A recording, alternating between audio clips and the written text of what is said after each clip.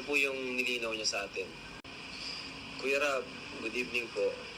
Gusto ko lang pong humingi ng pasensya sa inyo if sa tingin niyo po na hindi ako masyadong active at responsible sa pag-vlog. Kasi super busy na po. Nape-pressure po ako sa pag-aaral.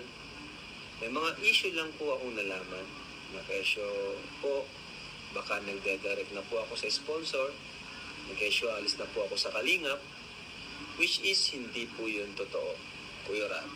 Never po ako tumatanggap ng pera na hindi nyo alam. At lalong hindi po pinapadaan. Ayun na hindi nyo po alam at lalong hindi po pinapadaan sa inyo. Saka wala din naman pong sponsor na nagdidirekta sa akin. Kasi alam naman po nila ang policies mo po. Pasensya na po, Kuya Ra. So, yun yung nilinaw sa atin ni Carla.